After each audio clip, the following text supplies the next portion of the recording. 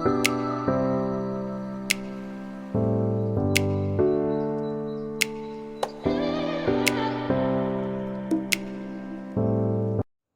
का लेक्चर इंतहाई अहमियत का हामिल है। अल्लाह ताला ने इंसान को बहुत ही खूबसूरत पैदा किया है।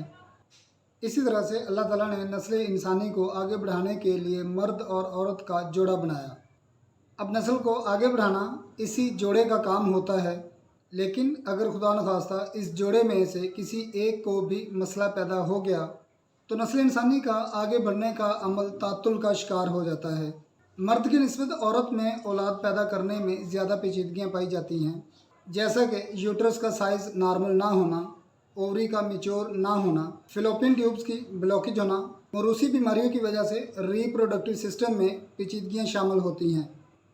आज बात करते हैं blockages of fallopian tubes. Fallopian tubes का main function, importance of fallopian tubes, system of fallopian tubes, 4 fallopian tubes, size of fallopian tubes, signs of blockage, remedies of tubal blockage, and homeopathic replacement therapy. My name is Dr. Shaukat Ali Sethi from Lahore. Welcome to my YouTube channel Homeopathic Doctors Training Academy. अगर आप मेरे YouTube channel पर नए हैं तो सबसे पहले मेरे YouTube चैनल को लाइक करें, सब्सक्राइब करें और साथ लगे हुए बेल आइकॉन को भी प्रेस कर दें ताकि हमारी हर नई आने वाली इन्फॉर्मेटिव वीडियो आप तक आसानी से पहुंच सके। शुक्रिया। तो अब चलते हैं अपने लेक्चर की जानिब। फ्लोपियन ट्यूब्स का बुनियादी काम क्या है? फ्लोपियन ट्यूब्स अंडे और स्पर्म को मिलाने के लिए और फर्टिलाइज्ड अंडे यानी एम्ब्रियो को बच्चादानी तक पहुंचाने के लिए इंतहाई अहम रास्ता है। फ्लोपियन ट्यूब्स की सेहतमंदी ख़वातीन की फर्टिलिटी में अहम किरदार अदा करती है। क्या ख़वातीन फ्लोपियन ट्यूब्स के बगैर हामला हो सकती हैं? अगर दोनों अतराफ़ की फ्लोपियन ट्यूब्स हटा दी जाएं यानी बाईलेटरल साल्पेंजेक्टमी कर दी जाए तो ख़वातीन कुदरती तौर पर हामला होने से कासर हो जाएंगी। फ्लोपियन ट्यूब का निज़ाम क्या है? 2 लंबी पतली ट्यूब्स में से एक जो बैज़ादानी को बच्चादानी से जोड़ती है। अंडे बैज़ादानी से फ्लोपियन ट्यूब्स के ज़रिए बच्चादानी तक जाते हैं।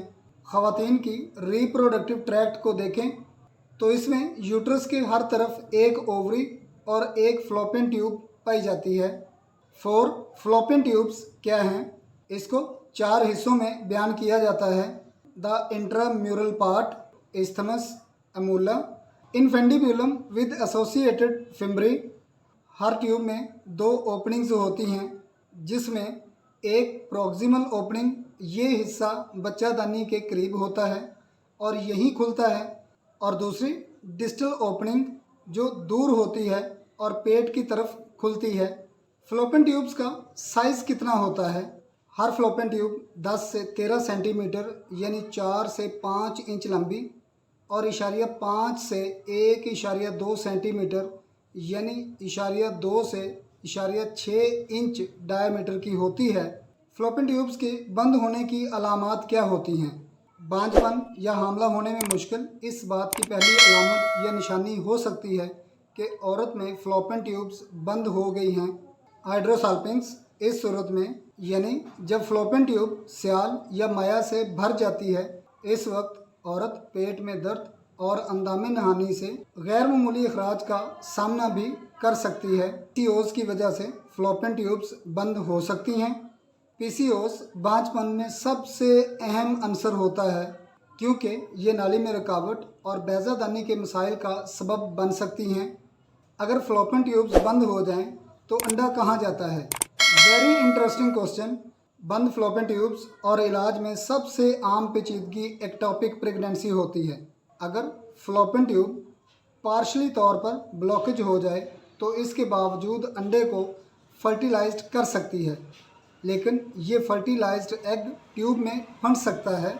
इसके नतीजे में एक्टोपिक प्रेगनेंसी होती है जो कि एक मेडिकल एमरजेंसी होती है। फ्लोपियन ट्यूब में दर्द कहाँ होता है?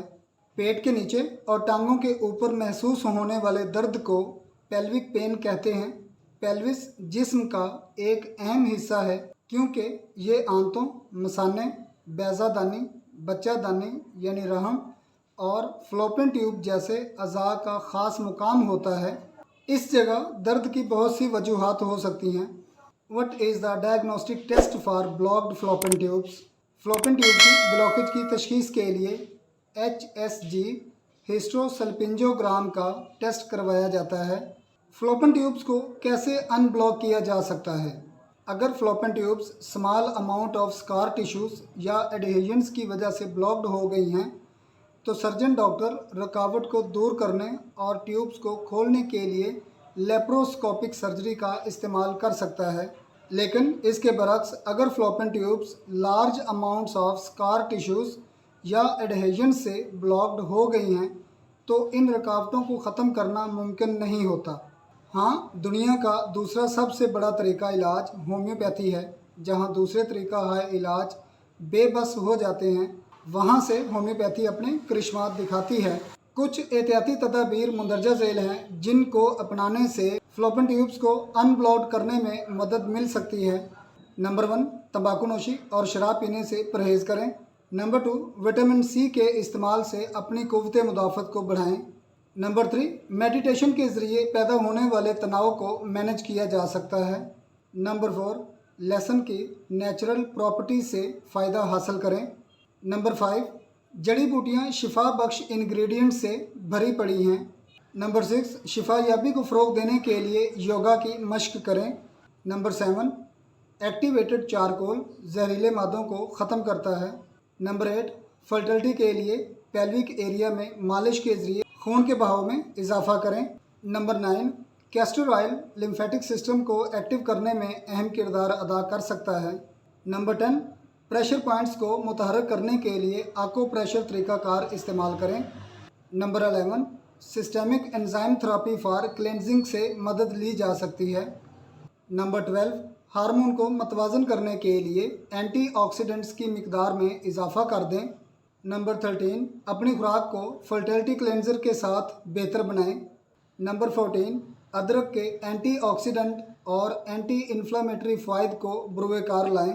fallopian ट्यूब्स की ब्लॉकेज को ख़त्म करने के लिए होम्योपैथिक मुतबादल तरीका इलाज। होम्योपैथी जिस्मानी रुकावटें जैसे fallopian ट्यूब्स की ब्लॉकेज का मौसर तरीके से इलाज कर सकती है। मुनासिब मशवरा और इलाज के लिए किसी मुस्तनिद तिब्बी पेशेवर से रब्ता करना इंतहाई ज़रूरी होता है। बात करते हैं होम्योपैथिक अद्वियात की।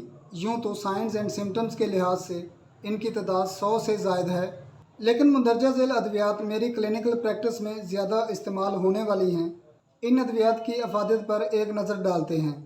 यूपियोनम, इस दवाई के इस्तेमाल से fallopian ट्यूब के दोनों इतराफ़ की ब्लॉकेज को ख़त्म किया जा सकता है। लेकेसिस में दोनों ओवरीज मुतासर होती हैं, लेकिन लेफ़्ट ओवरी में सख्त ट्यूमर जैसी सूजन पाई जाती है। राइट साइड की ओवरी में जलन जैसी अलामात भी मिलती हैं। इसके साथ ये fallopian ट्यूब्स की ब्लॉकेज को ख़त्म करने में भी अहम किरदार अदा करती है। इस दवाई का असर ख़ास तौर पर दाएं जानब की fallopian ट्यूब्स पर नुमायाँ होता है। सेलेनियमेट, इस दवाई का असर जेनिटो यूरिनरी ऑर्गन्स पर ज़्यादा होता है।